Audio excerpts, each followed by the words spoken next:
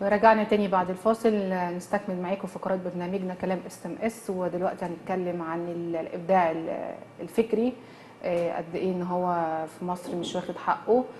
معانا الأستاذة تركيا محمد جودة هتتكلم عن مشكلتها الخاصة بالإبداع الفكري. أهلا بحضرتك. اهلا بيك يا استاذ. ومنورنا طبعا الدكتور أشرف. أهلا بحضرتك. شكرا. نرجع نوجه بقى السؤال لحضرتك، نتكلم عن الإبداع الفكري والخاص بالمشكلة بحضرتك، ممكن تعرفيها من مشاهدينا؟ والله احنا فكرتنا تخص منطقة اسمها كرموز وكوم الشقافة في اسكندرية. المنطقة دي من أقدم المناطق بالاسكندرية. احنا عملنا فكرة منطقة كرموز وكوم الشقافة. احنا اشتغلنا على المنطقة دي لتطويرها عن طريق تشغيل أكبر نسبة من الفتيات والسيدات في الأعمال اليدوية، وقمنا بمخاطبة رئاسة الجمهورية في سنة 2006 بشأن تطوير المنطقة دي وتشغيل السيدات والشباب اللي فيه احنا عندنا نسبة كبيرة من البطالة. الحقيقة رئاسة الجمهورية تفضلوا مشكورين في سنة 2006. خطبتي ايه في رئاسة الجمهورية وقلت لهم ايه؟ قلت لهم والله الخطابات دي تنزل دلوقتي على الشاشة عشان مشاهدينا يشوفوها. رئاسة الجمهورية بالنسبة لأنت حضرتك كده حضرتي 4 رؤساء جمهورية. الحمد لله. يعني بدأناها نقول من 2006 إن شاء الله من رئيس محمد حسني مبارك بإذن الله. وعشان خير ان هي تنتهي على ايد فخامة الرئيس السيسي ان شاء الله، والمشروع يتم بإذن الله. المشروع بيتكلم عن ايه؟ المشروع بيتكلم عن ان احنا عندنا متحفين. المتاحف دي مزارات اساسية في اسكندرية. احنا بيتوافد علينا الاجانب من جميع انحاء العالم من جميع الجنسيات. يعني انا لما احب افتح سوق ابيع واشتري فيه، فانا ما عنديش اي مشكله ان انا افتح سوق، لا خالص. انا عندي السوق جاي لي لحد عندي، وفي نفس الوقت عندي نسبه بطاله كبيره. طيب انا ليه ما اشغلش الايد العامله دي كلها في منتجات تتباع في محلات المنطقه دي؟ يبقى انا عملت رواج للمنطقه، عملت تنشيط للسياحه، رفعت نسبه البطاله، وكمان اشتغل على التنميه الحياتيه والتنميه البشريه. وان قيل ان المنطقه فيها نسبه من البلطجه او نسبه من الشغب او كذا او كذا او كذا، فاحنا هنشتغل على ده. اساسا حضرتك مصممه اكسسوارات ولا خرز؟ خرز. هي الفكره جت لك ان انت عايزه تحولي المكان دوت بازار سياحي؟ هي الفكره جات لي الحقيقه ان انا شفت احدى الاجنبيات الفاضلات طالعه من المتحف، شالت بنت من بناتنا، كانت البنت طالعه من المدرسه ومش نظيفه، شالتها حطيتها فوق صندوق ونكس، وقامت مصوراها بالكاميرا بتاعتها ومشت. فالحقيقه المنظر استفزني جدا. في حاجه تانية، ان انا لما باجي اطلع منتج للسوق المصري، السوق المصري بياخدوا مني سي ب 10 جنيه، انما لما ببيعه للاجنبي، الاجنبي ممكن يدفع لي فيها 10 دولار.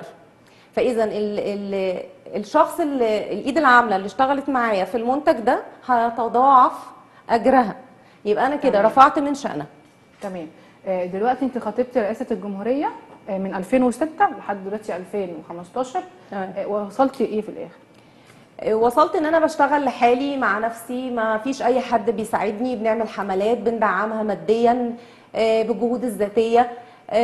الحمد لله وثقنا ورقنا في الشهر العقاري في بتاريخ 11/1/2011. يعني وثقت الفكره بتاعتك اللي هي تحتوي على ايه؟ الفكره اللي هي بتحتوي على توحيد لون المباني في المنطقه، تشجير الاناره، تدريبات الحياتيه، تدريبات المهارات، الحد من البطاله ومن الاميه، كل ما يخص ان المنطقه دي البقعه من على ارض اسكندريه دي تبقى احسن منطقه فيك يا اسكندريه. احنا بنتكلم على تحويل منطقه الشانزليزيه اللي هو مشروع الشانزليزيه. منطقه كوم الشقافه هي مسماه شانزليزيه. الشانزليزيه الى نقدر نقول انه بازار سياحي عالمي. بالظبط كده. احنا عايزين نقول من هنا سهام ان محمد علي في بناء مصر الحديثه استعان بالحرافيش. كانوا 300,000 واحد اللي احنا بنقول عليهم دلوقتي صيع للاسف الشديد في الحواري. هو استعان بيهم، اخذهم من الاقصر واسوان وجاب لهم امهر الصناع من فرنسا، وبنى بهم مصر الحديثه اللي هم دلوقتي احفادهم في خان الخليلي والحسين اللي بيعملوا لنا الخزف والحاجات الجميله جدا. خان الخليل صح؟ بازار سياحي. بالظبط. تمام. انت كده بقالك من 2006 لحد 2015 الفكره بتاعتك خطبتي بيها جمعيات ولا خطبتي بيها المحافظ؟ انا خطبت المحافظ سياده اللواء طارق المهدي، خطبته شخصيا وطلب بان هو الورق يطلع عليه، والحقيقه انا ما جاليش اي رد منه، مع اني اتصلت بيه تليفونيا اكتر من مره برده ما فيش اي رد منه. ومع ان رئاسه الجمهوريه ردوا عليا، وما ردوا عليا حولوني على الصندوق الاجتماعي للتنميه.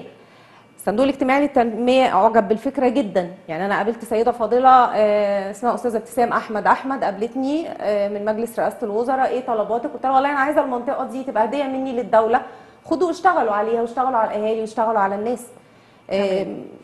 مشكلتك دلوقتي ان في حد خد الفكره دي؟ المفاجاه ان انا اتفاجئت باحدى الجمعيات الاهليه وانا عضو مؤسس فيها بتكلمني وبتقول لي ان في منح جايه من الخارج وان هي اخذت موافقه على تنفيذ هذه الفكره. طيب يا سيدتي الفاضله، الفكره والمنحه دي جايلك منين؟ جايه لي من البنك الدولي. تمام. الفكره هي الدكتوره او المهندسه علا، رئيسة جمعية الصرح في اسكندرية، وانا شخصيا اتصلت بيها قبل الحلقة وقلت لها في اتهام موجه ليكي، والدليل على كده ان حضرتك في برضو محضر في نيابة اسكندرية بالكلام ده، وهي في المحضر قالت انكرت ان الاستاذة تركيا، ومكالمتي قبل الهوا مباشرة هي دلوقتي قافلة تليفونها وحق طبعا الرد مكفول ليها، بس بمكالمتك انا شخصيا اكلمك قبل الهوا وردك انت رديتي عليا على التليفون، قلت لي كلام كتير جدا وقلت لك ليك الحق ان انت تردي على الهوا. يا ريتك تفتحي، يا ريت يعني تفتحي تليفونك وترد علينا، التليفون بتاعك مغلق دليل على ان انت عايزه تهربي، وانا بوجه لك اصابع الاتهام زي تركيا لان ده حق المفروض ما يروحش. انا لا مش محايده، حمدي مش محايده، لاني انا شخصيا كنت الاول مصممه شموع. انا كلمه الحق بقولها، انا تلقيت اتصال معاكي واكيد انت دلوقتي فاتحه تي في وسامعاني، وقلت لك انا شخصيا احضر ليكي في الجمعيه واتكلم معاكي عشان الحق يرجع، وحق الرد مكفول يا حمدي. اوكي، حمدي مخرجنا بيأكد ان حق الرد مكفول، بس قفلان التليفون مغلق ده حاجه صعبه جدا. استاذه تركيا، كنا بنقول ان القرض ده كان وجه الى حضرتك باثر رجعي. الحقيقه الصندوق الاجتماعي لما حولت اليه من رئاسه الجمهوريه في سنه 2006 طلبوا مني ان انا اخد قرض من 1 مليون ل 5 مليون جنيه، وانا رفضت لان انا هشتغل على العقول اللي في المنطقه دي، الناس البسيطه. انا مش هقول ناس فقيره، احنا ما عندناش حد فقير، ومش هقول ناس بلطجيه عشان برضو احنا ما عندناش حد بلطجي، احنا عندنا ناس محتاج تقويم في السلوك. فانا رفضت القرض الحقيقه لان قلت لهم معلش يا استاذه تركيا هقطعك. عايزه اقول ان فكرتك فكره مهمه جدا والمفروض ان الدوله تهتم بيها، وننتظر برضو النيابه هتقرر تقول ايه. ان الدكتوره علا تعاقدت مع صندوق الدوله بمبلغ صح، وعلى فكره الاستاذه تركيا معاها صوره من العقد دوت، والعقد ده كانت الدكتوره علا في مكالمتي ازاي وصلت للعقد. ايوه هي وصلت للعقد عشان لها حق والمفروض توصل ليه.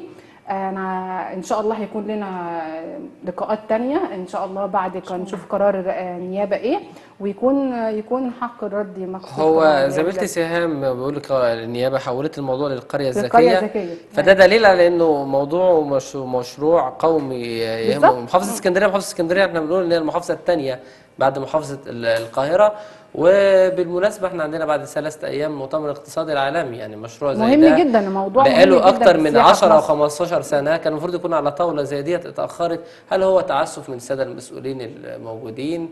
هنتن لحد امتى مصر الغاليه؟ هنتن لحد امتى؟ سؤال توجيه رساله من مين من هنا مباشره؟ فخامة الرئيس السيسي على مكتب حضرتك بتاريخ 22/2 جميع المستندات الدالة على أقوالي وعلى كلامي، وأتمنى حضرتك تقبل من أقل حد من أبنائك في مصر هذه الهدية البسيطة، وهي الجوهرة الثمينة اللي هتعلي شأن السياحة وشأن المواطن المصري. رجاء سيدي الرئيس فخامة الرئيس السيسي تولى هذا الأمر. وهذه استغاثة من أستاذة تركيا المشروع الخاص بها في تحويل مكان في كرموز في الإسكندرية وكوم الشريف.